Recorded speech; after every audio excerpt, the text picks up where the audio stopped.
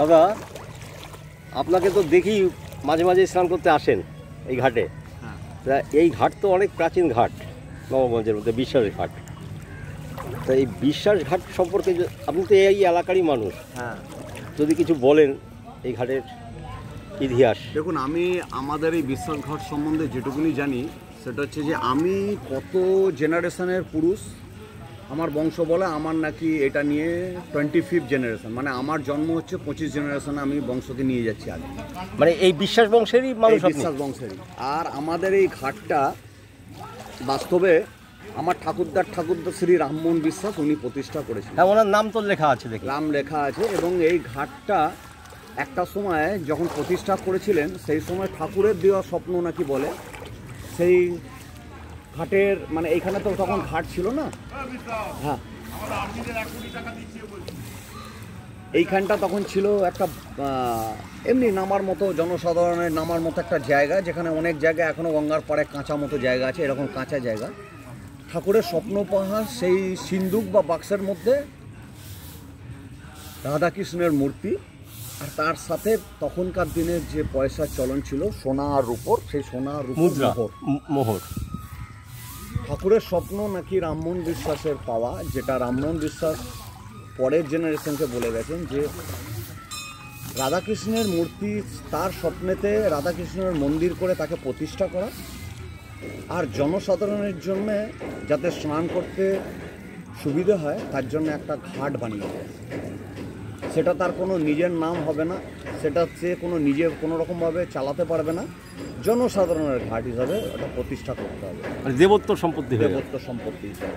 আর রাধাকৃষ্ণের যে মন্দিরটা বানানো হবে তার যে সেবা পরিচর্যার জন্যে পুরোহিত মন্দিরের যে খরচাটুকুনি, সেটা মন্দিরের সামগ্রী হিসাবে যা পূজা অর্চনার দক্ষিণা এবং সমস্ত কিছু দান ধ্যান পড়ে, সেটা থেকে তার মন্দির পুরোহিত সে নিজে চালাবে এবং তার সংসার চালাবে। আমাদের যিনি পূর্বপুরুষ রামমোহন বিশ্বাস, আমি তারই বংশের একজন উত্তরাধিকার, সঞ্জীব বিশ্বাস। আমার বাবার নাম শম্ভুনাথ বিশ্বাস, আমার দাদুর নাম ফণীভূষণ বিশ্বাস। আমার দাদু রাইফেল অ্যান্ড মেটাল অর্ডিন্যান্সে চাকরি করতেন। রামমোহন বিশ্বাস উনি কী করতেন? রামমোহন বিশ্বাস ছিলেন আমার দাদু, উনি রাইফেল ফ্যাক্টরি, মেটাল ফ্যাক্টরিতে চাকরি করতেন, যেটা অর্ডিন্যান্স ফ্যাক্টরি বলা হয়।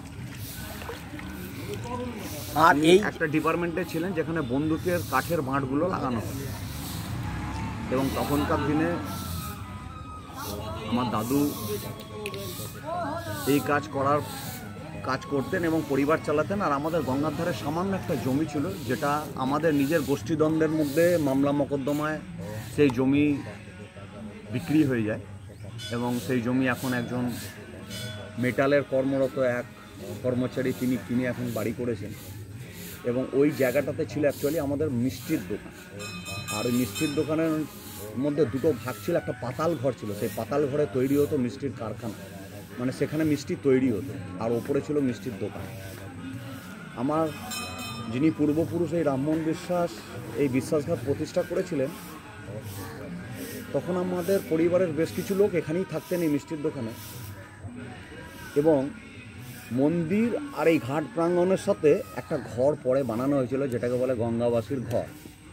আমার পূর্বপুরুষদের মুখে শোনা, যারা গঙ্গায় ডুবে আত্মহত্যা করার জন্যে আসতো এবং তার পরিবর্তে যদি আত্মহত্যা না করে কেউ বাঁচিয়ে দিতেও বা কেউ বেঁচে যেত কোনো কারণে, সে যাতে তার লজ্জা বা কোনো সম্মানের স্বার্থে যদি বাড়িতে ফিরতে না পারে, তাহলে এখানে গঙ্গাবাসীর ঘরে তাকে জায়গা দেওয়া হতো। এবং গঙ্গাবাসীর ঘরের সেই তীর্থ ঘাট পরিষ্কার পরিচ্ছন্ন, এখানে একটা কংক্রিটের ট্যাঙ্কি ছিল, যে ট্যাঙ্কির মধ্যে জল রাখা হতো গরুকে খাওয়ানো, সেই গরুর ট্যাঙ্কির জলকে পরিষ্কার করা, নিয়মিত জল ভরা, এবং মন্দির পরিষ্কার পরিচ্ছন্ন, যেটা রাধা গোবিন্দের মন্দির হিসাবে উনি স্বপ্ন পেয়েছিলেন প্রতিষ্ঠা করার।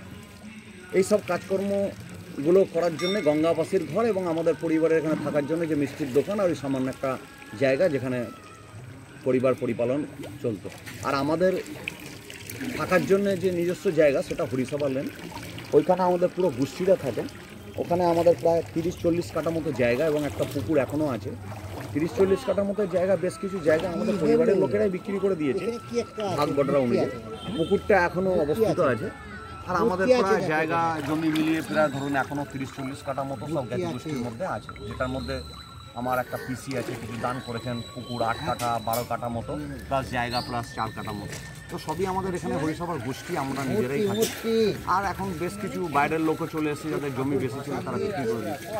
এই ঘাট সম্বন্ধে অনেক ইতিহাস আছে, যেখানে ঘাটকে পরিচালনার সাথে সাথে আমরা গঙ্গাবাসীর লোককেও জায়গা দিতাম, তাদের খাবার দাবার সম্বন্ধেও খেয়াল রাখা হতো, মন্দিরের পুরোহিত সম্বন্ধেও খেয়াল রাখা হতো, মন্দিরকে পরিচর্যা করা হতো এবং মন্দিরের সমস্ত সেবা সুস্বার্থে যা যা কিছু আয় উন্নতি হতো সমস্ত ব্রাহ্মণ এবং গঙ্গাবাসীদের মধ্যে ভাগ বটরা করে দেওয়া হতো। আর আমাদের এই মিষ্টির দোকান নিয়ে আমাদের পরিবার চলে। আচ্ছা, আপনি যে বললেন যে আপনি 25তম বংশধর, হ্যাঁ, তা মোটামুটি তাহলে 25তম যে আদি পিতা আপনাদের, তা উনি কি বরাবরই এইখানে থাকতেন না অন্য কোনো জায়গা থেকে এখানে বসবাস করতে আসছিলেন? যে জায়গাটা সেটা আমরা নবাবগঞ্জ হরিসভার মধ্যে থাকতাম, হরিসভার লেন। মানে এই 25 পুরুষ এইখানেই, 25 পুরুষ এইখানেই ইতিহাস তাদের পাওয়া যাচ্ছে। আমাদের বেশ কিছু বংশধরের লোকেরা বেনারসও থাকতো। হ্যাঁ, সেটাই আমি জানতে চাচ্ছি যে বেনারসে বাঙালি টোলা, যেটা দশাশ্বমেধ ঘাটের ওখানেও আমাদের একটা বংশ পরিবারের বিজনেস ছিল, সেটাও মিষ্টির দোকান ছিল।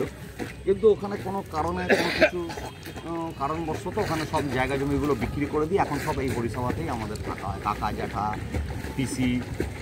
তার মানে কম বেশি 700 থেকে 800 বছর, তার বেশি ছাড়া কম হবে না। এখানকার মোটামুটি যেটা শোনা গেছে পূর্বপুরুষের মুখ থেকে 350 থেকে 400 বছরকার আমরা নবাবগঞ্জের বাসিন্দা এইখানে। অনেক ভালো লাগলো দাদা, আজকে অষ্টমীর দিন, জন্মাষ্টমীর দিন।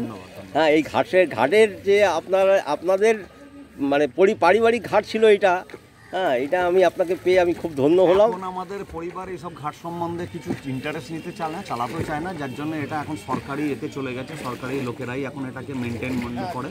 আর কিছু ঘাটের কমিটি আছে যেখানে আমরা কোনো ইন্টারেস্ট দেখাই না বলে ঘাটের কমিটিতেও আমাদের নাম নেই। আর ঘাটের কমিটি অন্য না, সেটা তো প্রয়োজনও নেই, কারণ এটা তো দেবোত্তর হিসেবে আপনারা দানই করে দিয়েছেন। তা আমাদের পরিবার এখন আর এই ঘাট সম্বন্ধে কেউ ইন্টারেস্ট নেয় না। হ্যাঁ, বাকি এইভাবে ঘাট চলছে। ঘাটের নাম আমাদের সেই পূর্বপুরুষদের এখনও আছে, রামমোহন বিশ্বাসের বিশ্বাস ঘাট। পাশে এখন নতুন কমিটি জগন্নাথ ঘাট বলে পরিচিত করে, কিন্তু সবাই এখনো পর্যন্ত বিশ্বাস ঘাটই বলে, ইতিহাসই হয়ে গেছে বিশ্বাস ঘাট। হ্যাঁ, সেই ইতিহাসই রয়ে গেছে। খুব ভালো লাগলো দাদা, আমার মহাকাল এক্সপ্রেস অবশ্যই আজকে এপিসোডে আপনি অনেক সমৃদ্ধ করলেন আমাকে এবং আমার দর্শকদের। ভালো থাকবেন। জয় গোবিন্দ, পরিচয় হওয়া আমার খুব ভালো লাগে। জয় গোবিন্দ, জয় গোপাল, জয় গোবিন্দ, জয় গোবিন্দ, জয় গোপাল, জয় গোবিন্দ, জয় গোপাল, জয় গোবিন্দ, জয় গোপাল।